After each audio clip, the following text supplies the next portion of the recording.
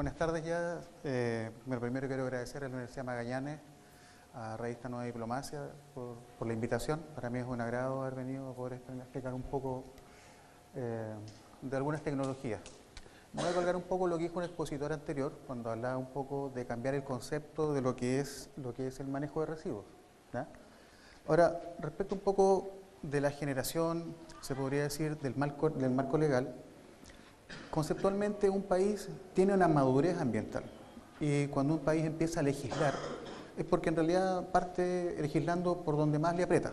Entonces, en Chile empezamos tratando un poco primero las aguas, después un poco la contaminación atmosférica y claro, como estamos hablando de plantas de tratamiento y plantas de filtro, empezamos a generar una nueva cantidad de residuos. Empiezan a aparecer residuos de lodo, que nadie se imaginaba que solamente en la Farfana iban a salir, por ejemplo en Santiago, 400 toneladas al día. La construyeron una planta de tratamiento de aguas residuales sin enterarse de qué se puede hacer con los lodos. Entonces, luego de eso empiezan a aparecer, por ejemplo, cuando empiezan a colocar los filtros de fundiciones, empiezan a aparecer polvos arsenicales. Se empiezan a producir 300.000 toneladas al año de polvos con 10% arsénico. Entonces, claro, se podría decir que un país cuando ya empieza a alcanzar su adolescencia ambiental, empieza a legislar sobre lo que es el residuo. Cuando ya llega a tener una cierta madurez ambiental, estamos hablando de que tienen ya una normativa de suelos. Por ejemplo, también otro conferencista habló un poco del caso de Puchuncaví. Nosotros ya sabemos el caso de la GREA, se conoce el caso de la GREA, se sabe que en un jardín infantil encontraron altas trazas de arsénico. Eso está documentado en la Corte Interamericana de Derechos Humanos y sin embargo todavía no existe una normativa de suelos. Y ahora nuevamente aparece una zona de sacrificio que no está regulada. Bueno, en el camino que se ha hecho en Chile, se partió, digamos, un poco con la normativa ambiental, con el reglamento de evaluación de impacto ambiental, pero el hecho concreto es que el año 2003 tenemos un reglamento que es el reglamento de residuos peligrosos, ¿ya? Que empieza a poner un poco atajo a un poco lo que es el manejo de residuos peligrosos, ¿ya? Pero todavía no estamos hablando cuando alguien dice, oye, pero es que ya no quiero que sea este tema de residuos, no basta solamente con regularlo, ¿ya? Sino que hay que generar políticas de Estado para hacer este tipo de cosas. Y seguimos avanzando, primero se regulan los rellenos, empiezan a tratar los lodos, porque se dieron cuenta que en realidad, oye, 400 toneladas y las empresas que empiezan a colocar plantas de tratamientos de agua, porque ya hay normativa, empiezan a generar más residuos. Todo sistema de depuración es un sistema, por otro lado, de concentración. Entonces, nosotros empezamos a regular, hasta que salió la ley marco y ahora el 2017 está una política que está en acuerdo del Estado chileno. Y ¿qué sucede? La política de nosotros está muy de acuerdo hoy día a la política que está haciendo la Unión Europea. Cuando alguien hablaba un poco de que el hombre tiene una visión antropocéntrica, hay que decir que esto no se impuso, esto nació. ¿Por qué? Porque en un principio el hombre era cazador-recolector y las leyes que seguía eran las leyes de la naturaleza. O sea, andaba persiguiendo a los animales, andaba viendo dónde podía sacar las frutas, verduras, lo que sea. Pero cuando el hombre empezó a dominar la naturaleza con la investigación, se dio cuenta que plantaba algo y salía un vegetal, el hombre empezó a vivir en sociedad para protegerse, para unirse, para hacer sociedades productivas y todo, y eso es lo que hay hoy día. Revertir eso es casi imposible. Entonces, claro, a través un poco de la evolución ambiental que tienen los países dijeron, ¿sabes lo que pasa? Tenemos que hacer un poco esto más, que converse más con la sociedad. La Unión Europea, ya por ejemplo el año 2008, por ejemplo, ya reconoció, por ejemplo, la definición de valorización, ¿ya?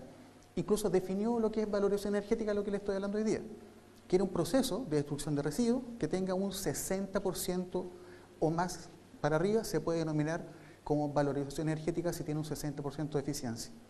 ¿Qué quiere decir? Que los clásicos incineradores que hay en Europa, que tienen un 20% de un rendimiento caldera para producir energía eléctrica, no solamente es suficiente para que sea una planta de valorización energética, sino que tienen que hacer otra cosa más inteligente. Y las estadísticas, desde que colocaron este tipo de políticas, fue decir, ¿sabe qué? Ya no queríamos rellenos sanitarios nosotros. ¿Existen rellenos? Sí, pero conceptualmente no son los que conocemos hoy día, que hacen gas metano, que hacen una serie de cosas, no huelen a frutilla, porque va de todos esos rellenos. Entonces, ¿qué sucede? Empieza a generarse toda una política orientada a una jerarquización. A una jerarquización en el fondo que dice, que regula, que tiene motivaciones para que la gente cambie su comportamiento y después pasamos a los procesos también industriales que son para poder tratar un poco los residuos, ¿ya?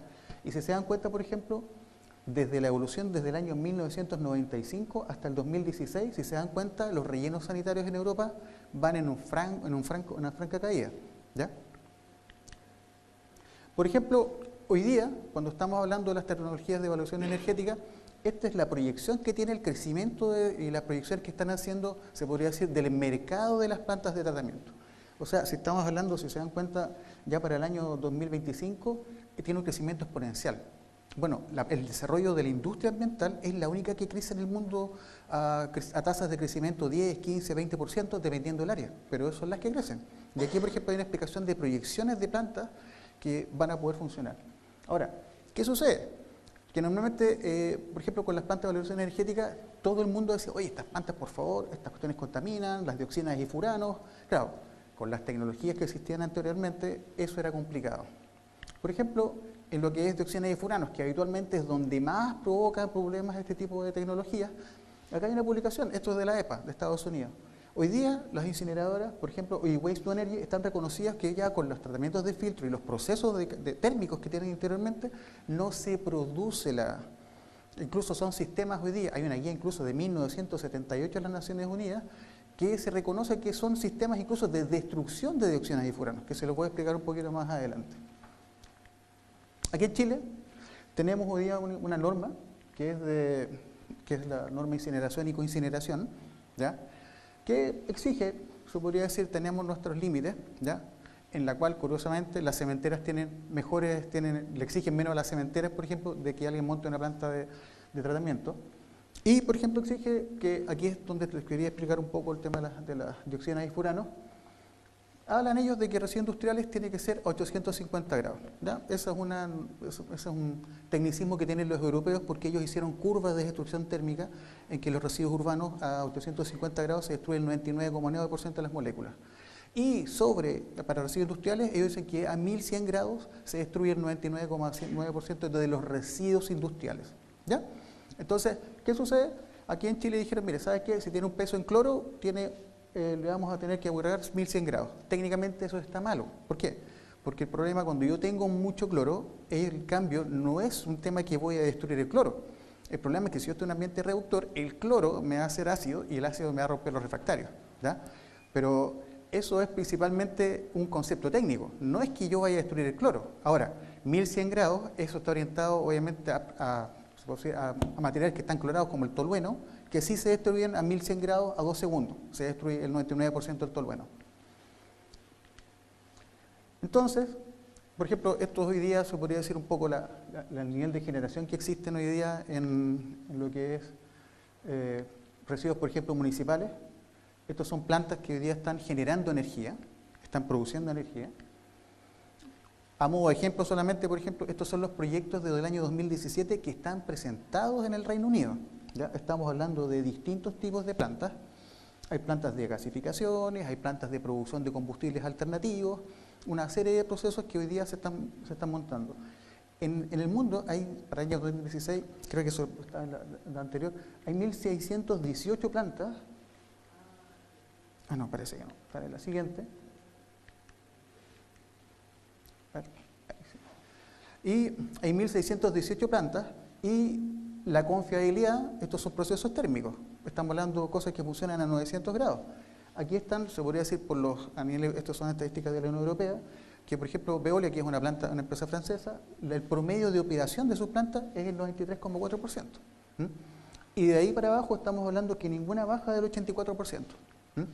O sea, hoy día son plantas porque uno de los casos que normalmente se discute son las discusiones respecto a la disponibilidad. Hay proyectos que han fracasado, han incluso una guía de Greenpeace, de tecnologías que obviamente no funcionaron y la planta no funcionó y como no funcionó se cerró, ¿ya?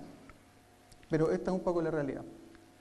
Acá, del año 2016, cuando ustedes vieron un poco el gráfico, aquí está la ley de lo que es la responsabilidad extendida del productor, que hoy día está diciendo, ¿sabes lo que pasa? El productor, y se concentra también en un tipo de residuos especiales, ¿ya?, que genera una cantidad de residuos y que la principal característica es que tiene una tasa baja de desgaste. Por ejemplo, un teléfono celular.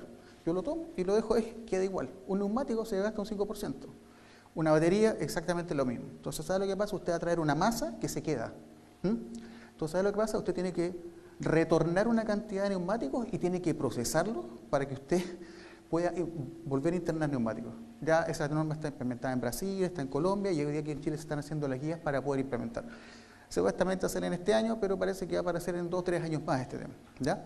Pero las tasas de reciclaje van a venir y para eso se creó la ley REP. Y por ejemplo le exige a las municipalidades que tienen que participar y aportar, asociarse y participar en lo que son las estadísticas, o sea, perdón, el reciclaje de residuos. Bueno, esto no es para leerlo, pero me interesa que ustedes vean un poco ahí sí, ¿ya?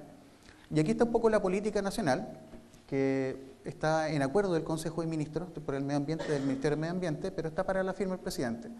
Pero lo que yo quiero explicar un poco acá, que en el fondo las estrategias de jerarquización son, primero por ejemplo es minimizar, o sea, que yo no haga residuos, y eso se logra solamente con educación. Y después empezamos con práctica, vamos a reusar, ojalá ocupemos el material para lo mismo varias veces. Y después decimos, ¿sabes qué? Ya, bueno, como en este caso ustedes ya no minimizaron, no se pudo reusar, vamos a pasar por el reciclaje. Y el reciclaje es fundamental. O sea, yo realmente un plástico, hay gente dice, ¿sabes? Quemémoslo. Pero en realidad, si se aplicaran, por ejemplo, metodologías de análisis de ciclo de vida, se darían cuenta que obviamente 100 y muchas veces va a ser mejor reciclar que, por ejemplo, mandar a hacer valoración energética. Entonces, en la jerarquía aparece el reciclaje en el primer lugar. Ahora, ¿está implementado aquí en Chile como política de Estado tomar decisiones en base a un análisis de ciclo de vida? No. Los europeos esto lo lograron porque tienen dentro integradas sus políticas de Estado. Una característica ambiental de un país que toma decisiones de buen nivel es porque tiene por lo menos integrado, aparte de la decisión económica, un análisis de ciclo de vida. Chile es un país OCDE desde hace bastante tiempo ya. Y sin embargo, la OCDE tiene el Material Flow Analysis, que es una especie de análisis de ciclo de vida, que tampoco está implementado. Y este año, eso sí, se va a implementar el ecodiseño, pero supuestamente el ecodiseño es un poquitito del análisis de ciclo de vida. El ciclo de vida entrega resultados mucho más contundentes respecto a tomar decisiones. La otra escala de desarrollo es cuando ya un país utiliza análisis de multicriterio, considera motivos, indicadores sociales para poder hacer evaluación. ¿Existen evaluaciones? Sí, se ocupan y todo, pero no existe una metodología en la cual un Estado toma una decisión en base a economía, medio ambiente y sociedad. Y ahí es cuando se empiezan a dar cuenta que muchas veces los impactos locales, la economía global crece incluso implementando tecnologías que dicen, no, que esto es caro, pero espérate un poco, dar una segunda vuelta ambiental hasta de las mismas enfermedades. Yo el año 2014 asesoré en Santa Cruz de la Sierra que colocaron una planta de titulación de neumáticos en Bolivia. Dice, oye, pero ¿por qué en Bolivia? Si el gas lo tienen extremadamente barato, no. Aunque no crean, titulan el neumático y lo mandan a relleno. Solamente con el dengue se pagaba la planta, o sea, con la disminución de vectores. Entonces, estamos hablando de cosas también que son colaterales que se deben evaluar antes del costo. Ahora, para incentivar, la política dice eso, que van a desarrollar y motivar. O sea, los rellenos sanitarios en esto van en caída, en franca caída. Entonces, claro, posteriormente, después de una valorización, antes del luego del reciclaje, vamos a tener la posibilidad de recién decir, ¿sabes qué? Vamos a usar la disposición final. Ahora van a poner impuestos verdes, una serie de cosas para realmente que la gente... No existen rellenos sanitarios. Y respecto a las tecnologías, porque aquí se habla mucho que son nuevas. El que le diga que estas cosas son nuevas es falso. Esto viene de la época del tatarabuelo. El primer incinerador fue en 1889 en Estados Unidos, el primer gasificador industrial fue en 1863, era marca Siemens. Entonces, claro, el problema es que cuando aparece el petróleo, aparece una fuente económica, confiable, con alto poder calorífico, entonces ¿sabes lo que pasa? Paremos los gasificadores, paremos este tipo de cosas, porque así se trabajaba, las cosas funcionaban de esa forma. El único país que dejó de tener y hizo su desarrollo a punta de biomasa fue India. Y en India tienen excelente desarrollo en estas tecnologías porque no tienen gas natural, no tienen carbón, no tienen petróleo, no tienen nada. Así que a punta de madera hacen energía, hacen una serie de cosas, tienen mucha experiencia en esto. Y claro, la solución de los indios fue, ¿sabes qué más? Coloquemos centrales atómicas, porque claro, tenían que dar su solución energética. Ahora, para explicar un poco este tema y respecto a cómo funcionan, nosotros tenemos, en estos gráficos yo coloco un poco el volumen de la cámara, donde dice volumen, la temperatura es el grado de temperatura a que funciona el equipo, y el oxígeno es el nivel de oxígeno que se gasta, ¿vale? Entonces, por ejemplo, en el primer caso, que es abajo la fermentación, digestión aeróbica, que son procesos que ocurren en rellenos sanitarios, hay digestores que hoy día hay en Chile que se usan, por ejemplo, para purines de cerdo, ¿ya? Pero, por ejemplo, nosotros tenemos la pirólisis, que en el fondo se ocupa mucho. La pirólisis se ocupa mucho para fabricar plástico, se ocupa en el craqueo del petróleo. Cuando llega el crudo, lo craquean, le sacan las 52 moléculas de carbono, lo cortan a 26 y después generan la gasolina. Y después le meten otro hidrógeno más a la gasolina, pero otro carbono más y generan, le aumentan el octanaje, se podría decir, de los heptanos a los octanos. Y lo que hacen acá simplemente yo meto se podría decir un material y le aplico temperatura a tal forma que se quiebra, ¿ya? No combustiona, solamente se rompe el enlace. ¿Qué es lo que sucede? Que como ese enlace está destruido, lo que simplemente salen gases que se pueden condensar. Dependiendo del material, voy a tener algo que se llama el carbón, el char, el negro de humo, que también se usa, por ejemplo, para fabricar neumáticos. ¿Y cómo se fabrica el carbón de espino? Eso es una pirólisis, ¿verdad? O sea, le sacan el carbono, dejan solamente en el fondo el carbono fijo. El carbono móvil lo eliminan, o sea, eliminan la parte orgánica de la madera, sacan la celulosa y dejan la parte inorgánica que es el lignito, ¿ya? Entonces, eso en el fondo es la pirólisis. Hoy día para tratamientos de neumáticos, de madera, todos esos procesos muy, muy importantes y se usa. O sea, por procesos, por ejemplo, de este tipo, hoy día se montó una planta en Lampa que va a producir diésel. Y hay distintos tipos, se hace por pirólisis o por gasificación. De hecho, por ejemplo, Estados Unidos, en el año 2005, el gobierno de California acogió una patente alemana que es Fischer-Tropsch, que fue muy usada en los años en la Segunda Guerra Mundial, en donde los franceses hacían biodiesel y los alemanes gasificaban, hacían gases y alimentaban sus tanques. Y con eso también podían producir diésel. Y el proceso Fischer-Tropsch es una patente del año de 1935. El 2005, por ejemplo, California lo aceptó como tecnología para ser usada para producir diésel a través de carbón. O sea, el negocio de esto no es quemar, el negocio de la pirólisis es generar un nuevo producto. Y ese aceite pirolítico, si yo le corto las cadenas para dejarla en el rango del diésel, lo utilizo como diésel, ¿ya? Obviamente hay procesos que son gases, que son incondensables, y eso los retorna nuevamente al proceso para que entregue calor suficiente para que el residuo pueda ser tratado. Y después sale el carbón, o sea, lo que es el char. El char es importante porque en el fondo eso son las tintas de impresora, las pinturas, el color que sea las gomas, todo eso viene con el negro de humo. Y los alquitrones, que son los indeseables, que en el fondo para la gente que fuma, cuando dice genera 0,5% no sé cuantito de alquitrán, eso no viene en el cigarro, eso se produce en la combustión, ¿ya? Que es una cadena pesada, que en el fondo que se pega, y hay procesos en el fondo que uno recircula eso dentro del mismo horno para poder nuevamente recuperar ojalá un porcentaje. Después está la gasificación, que es una oxidación no estequiométrica, ¿ya? No hay combustión del 100%, bueno, nada combustiona, solamente nuestro organismo hace una combustión casi perfecta, ¿ya? Pero en realidad la idea de la gasificación es aplicar la cantidad de oxígeno suficiente para que se separe la fase orgánica del residuo de la inorgánica. Se le mete solamente para que exista una buena separación, ¿ya? Y con la pirólisis lo que se hace, nuevamente se hace un gas de síntesis, que el gas de síntesis es un gas residual. La gasificación todavía tiene energía química contenida y energía por temperatura calórica. Son gases que salen a 800, 1000 grados y vienen. Y si no, yo lo voy a catalizar, etanol, y después toda la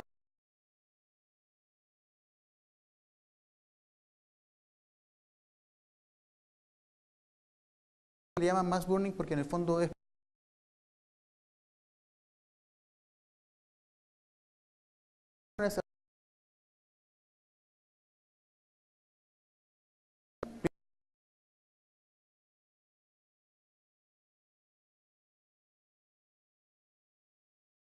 incinerador,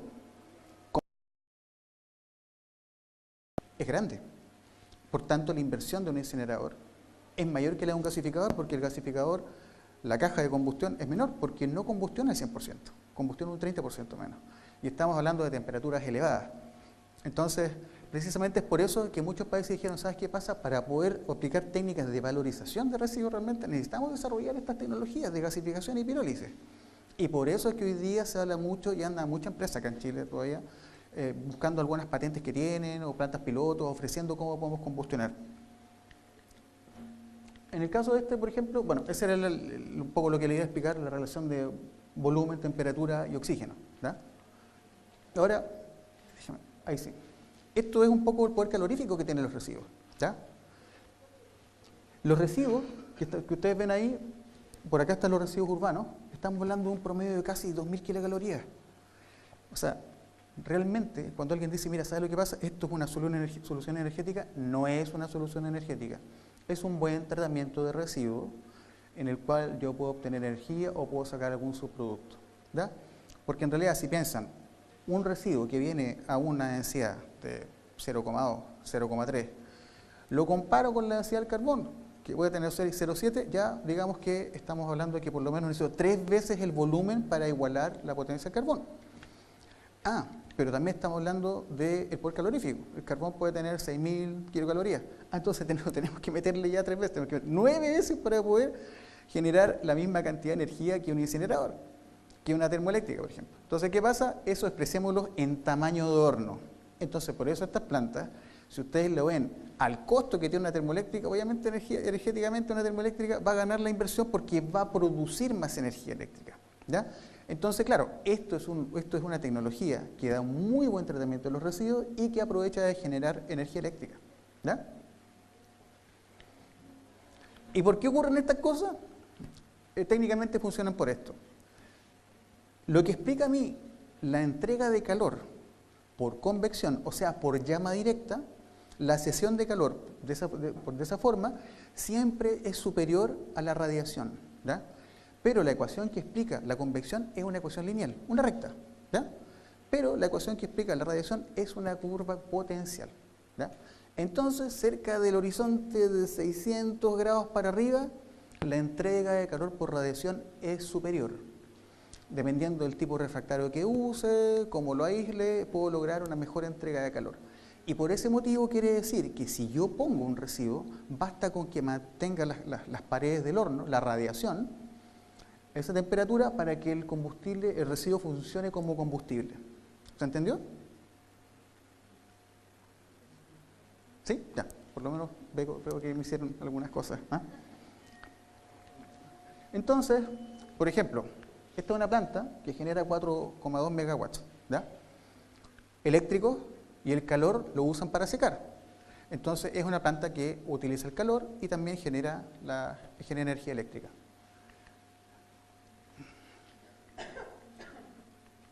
Esta es una planta, Esta es una planta de gasificación de la Universidad de Sherbrooke en Canadá, que en el fondo, uy, se me aprieta esto, permiso.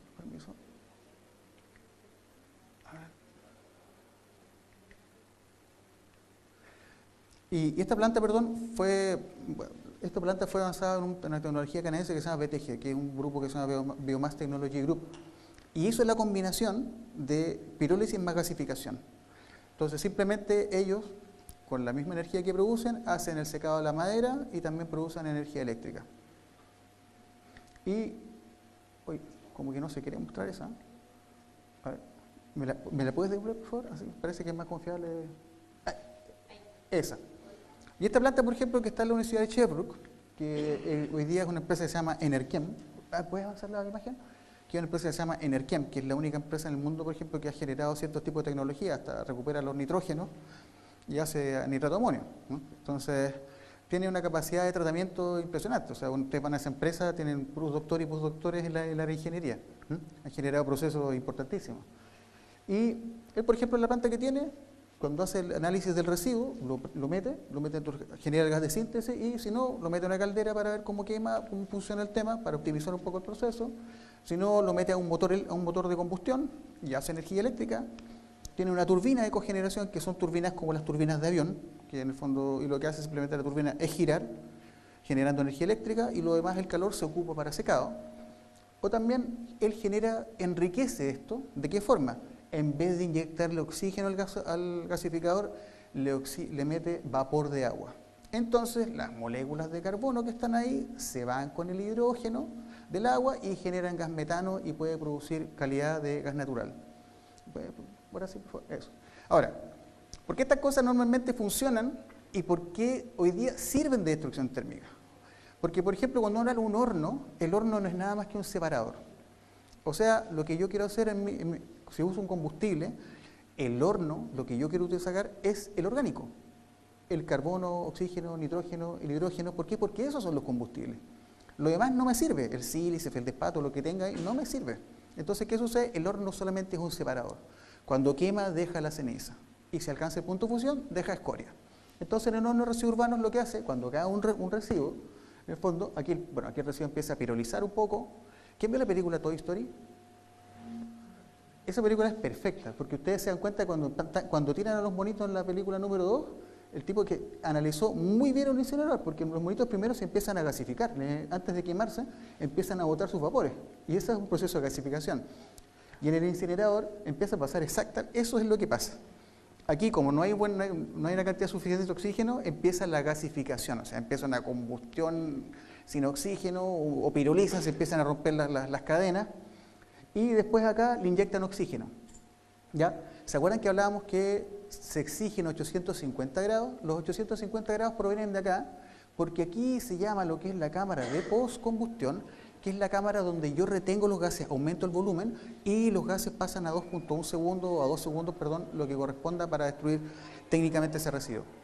Acá hay una cámara intermedia que aquí no se ve, que se llama la cámara de oxidación, que es la que va regulando precisamente la inyección de oxígeno. Entonces, ¿qué sucede? Después de esto, yo quiero decir que ya me aseguraron la destrucción de la molécula.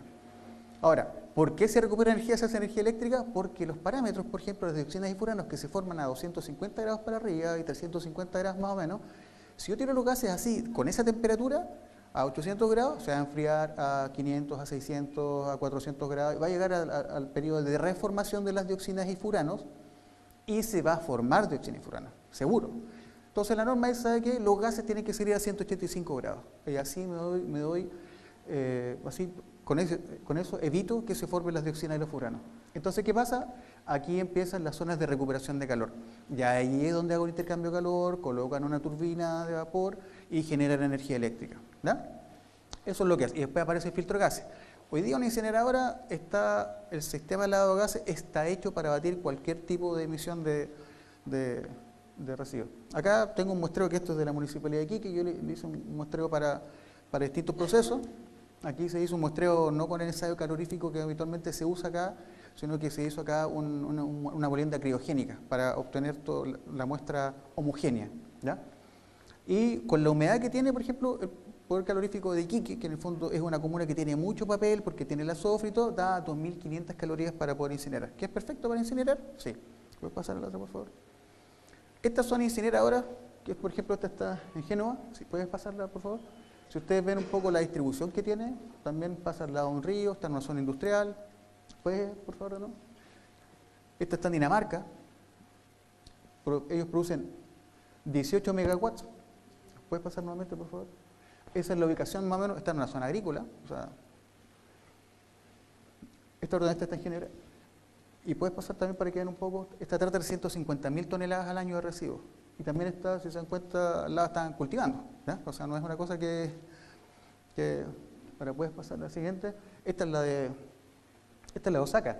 Si ustedes se meten a esa página web, es porque pertenece al circuito turístico de la ciudad. Y ustedes agendar hora y pueden ir a verla. Por algo así se ve como el castillo de la Blancanieves. Tiene un diseño que supuestamente está hecho para que la gente se interese por ir a verla. ¿Puedes pasar, por favor? Esta es la planta que les estaba hablando. Esta produce combustibles. Y es una planta de alta tecnología que trata 300.000 toneladas de derivados de RCU, que es el combustible RDF que se habla mucho, o el combustible sólido de residuos. ¿Ah? Y lo que hacen ellos, hacen etanol. Y producen en esta planta una gasificadora y produce combustible.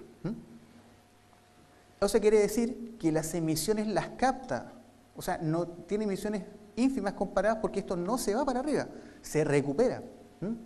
Esto es para que vean una vista. Esta es la incineradora de Llerona, y por ejemplo ahí uno se pone y hay una casa, o sea, Llerona tiene a 50 metros, tiene casas esto.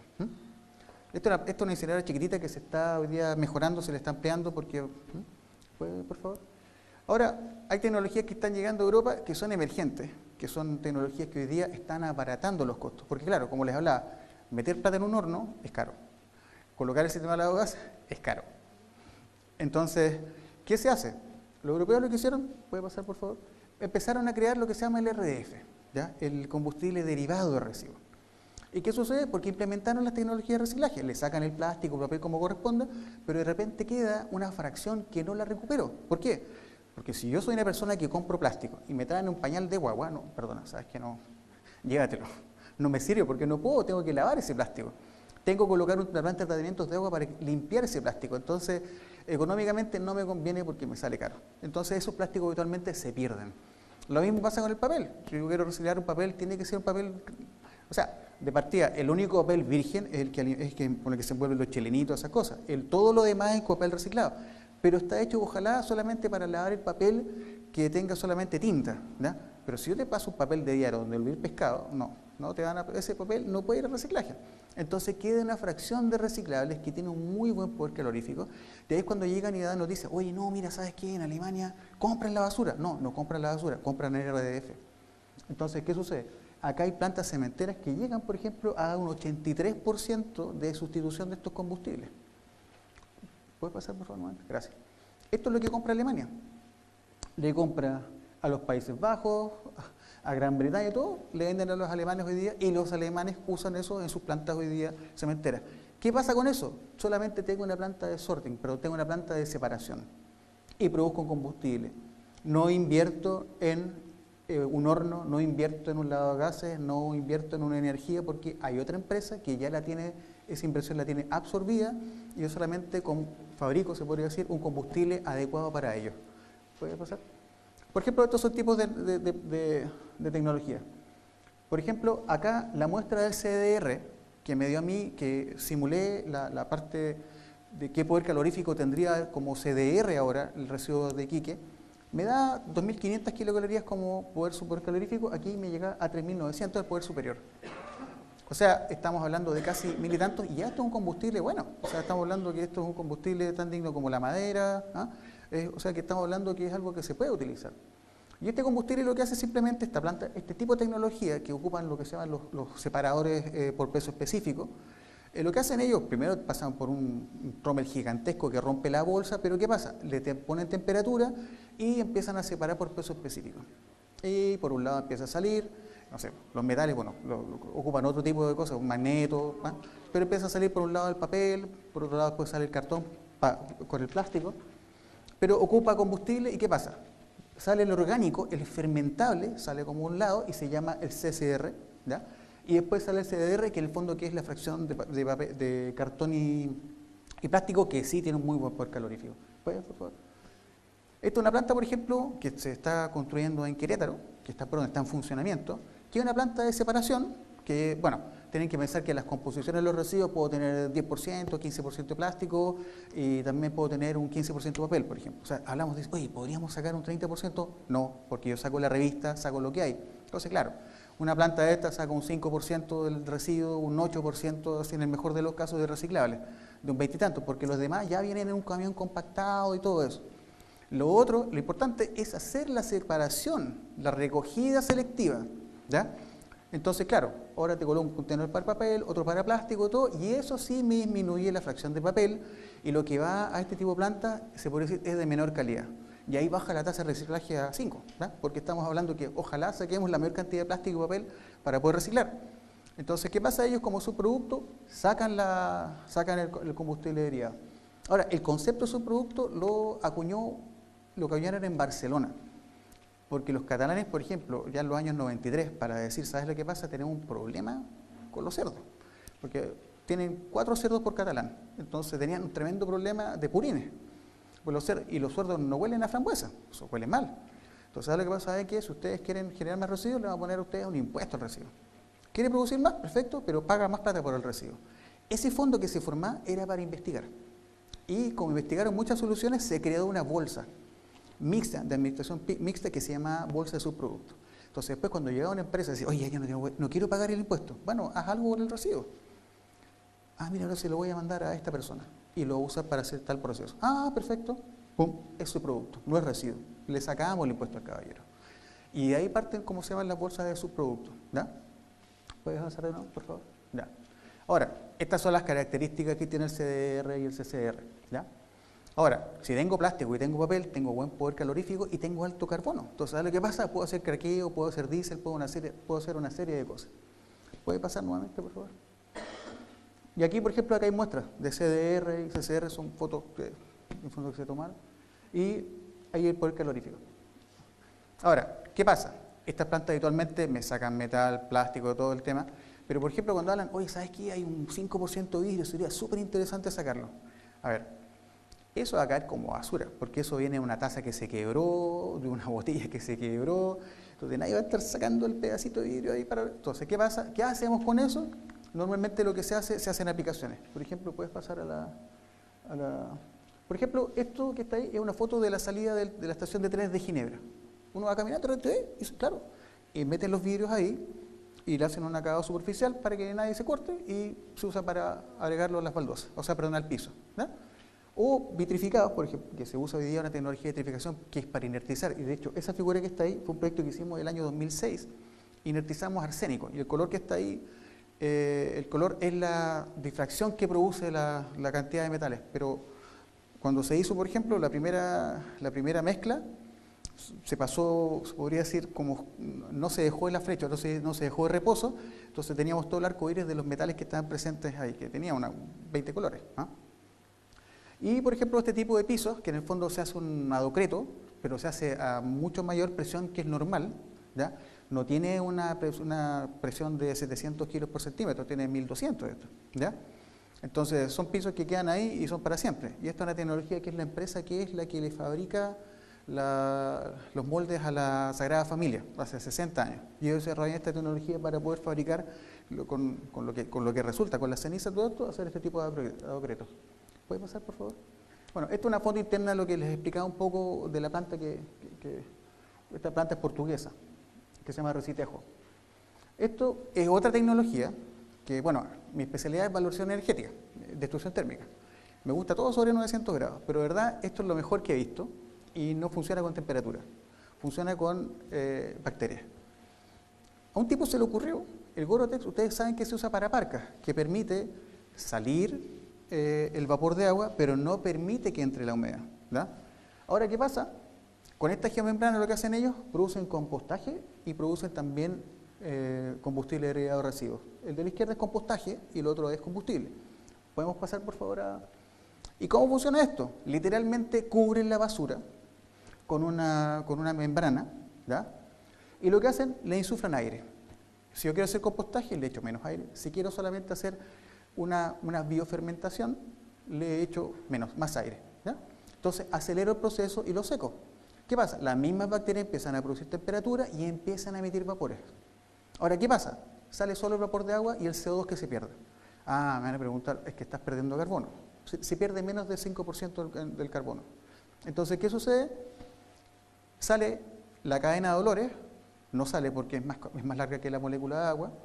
Entonces, literalmente uno está parado en esa planta afuera y no huele, porque la basura está cubierta. Obviamente, si abren eso, pero cuando está cerrada, esa planta no huele. Y literalmente no sale el calor, solamente sale vapor de agua y sale CO2. Y lo bueno es que como esto está hacia arriba, las plantas normales de compostaje dicen, ¿sabes qué? Vamos a tener que hacer una losita de 1000, 2000 metros cuadrados, de 40 centímetros para ir a dar vuelta con un equipo. No, aquí se meten 100 metros cúbicos, 150 metros cúbicos de basura en una sola celda. O sea, la inversión en horas civiles es mucho menor. Estamos hablando aquí que no compramos hornos, no compramos nada, solamente es una obra civil con una membrana y con ventiladores y un sistema de monitoreo para poder producir la madurez que tienen cuando se va destruyendo, y después se pasa a una planta de molienda para producir bien lo que es el combustible. Y esta, por ejemplo, esta es una planta que se abrió en la Solsona, que es del año 2016, que trata 100.000 toneladas al año de estos residuos. Y ahí, por ejemplo, ustedes pueden ver, ahí, que está donde se insufla aire, ¿ah?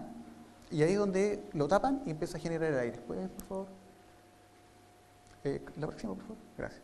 Y aquí, ahí, por ejemplo, ya hay unas celdas que están ya cubiertas con basura y es lo que hoy día está funcionando, ¿no? Este tipo de tratamiento sale incluso más económico que el relleno sanitario, o sea, entre 8 o a 9 euros. O sea, estamos hablando que hoy día los rellenos sanitarios, después del reglamento, no cobran menos de 15.000, 18.000, 20.000 pesos. Hoy día, pero este tipo de tratamiento, como la mayoría de las cosas estas son obras civiles, con el costo de tratamiento, con la venta del residuo como combustible, tiene un costo de tratamiento de 7 hasta máximo 10 euros. ¿Puede pasar por favor a la próxima? Acá hay una muestra de la planta que les comenté de Portugal, que es Recitejo, y esa es una vista del CDR como queda, y eso hoy día se usa como combustible. El negocio de ellos es vender el combustible, no es hacer la energía. Yo le entrego el combustible a esta planta. ¿Puede ahora sí? Ahora, como conclusión, tenemos estas tecnologías y tenemos esta cantidad de cosas. Acá yo he escuchado mucho que en el sur, en Coyhaique, por ejemplo, yo cuando...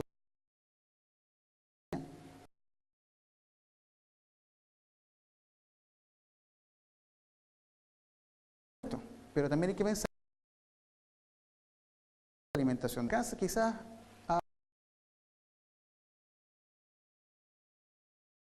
eso es lo caro, ¿verdad?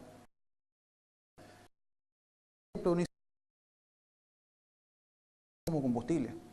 No puse la foto acá, pero hoy día hay quemadores que están hechos para funcionar con este tipo de combustible. Entonces, claro, no tengo que comprar un horno incinerador que se está moviendo, no. Funciona a un tamaño mucho menor, una inversión mucho menor, y eso sí se podría usar, por ejemplo, como para poder hacer distribución de calor. Porque la producción de energía eléctrica, claro, yo podría hacer energía eléctrica y viceversa, o sea, y luego de enfriar los gases también se entrega. Entonces se podría hacer lo que se llama el concepto de la cogeneración, o sea, no solamente genera energía un 20% de rendimiento, o si lo coloco un motor OCR, tiene un 12% de eso, tiene menor rendimiento. Pero cuando yo entrego el calor, sí amplío el proceso, el rendimiento de mi proceso. En Europa hay países como Suecia, por ejemplo, que en el núcleo urbano colocan una incineradora y construyen casas al lado. Hay una ciudad que se llama Borlänge, y hay una empresa que se llama Borlänge Energy, que tiene un incinerador y el contorno de la gente recibe el calor de la incineradora y recibe energía eléctrica y entrega energía eléctrica a otros lugares. Entonces se hace sustentable.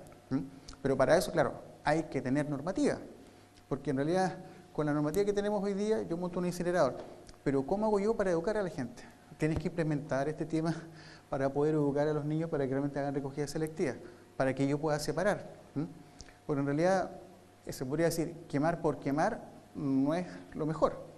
Entonces, claro, está demostrado que todos estos países cuando han tenido resultados es porque tienen resultados de una generación a otra. ¿Por qué? Porque la persona que lo educaron en un colegio, le dieron estas instrucciones, luego cuando crece, usted habla con un europeo y esto no es nada nuevo. No, sí lo conozco, ¿no? O sea, este tipo de charlas quizás, ojalá fuera así, que los niños que están acá presentes no van a ser necesarias, porque te lo hacían en el colegio. Entonces, claro, se puede generar calor mediante esto, hoy día esto se hace. De hecho, en Barcelona hay una planta que hace distribución de calor y frío. O sea, después invierten el ciclo de Carnot y entregan frío. O sea, después te mandan el aire acondicionado a la casa. Caro, es caro, pero se puede hacer, se puede hacer. De hecho, el año pasado en Barcelona aprobaron una planta que fabrica lo mismo que está en Canadá, de biocarburantes, Barcelona se llama la empresa, y que va a tratar estos mismos residuos que les dije yo, plásticos, papeles que no se combustionan y van a generar etanol. Es una inversión de 160 millones de euros, pero se paga porque el etanol tiene muy buen precio. Entonces, claro, mientras más carbono tiene la basura, mejor cosas se pueden hacer químicamente. ¿Puede pasar, por favor? Ahí sí, vale. Muchas gracias por su atención, por la paciencia de haber esperado que esto terminara, ¿no?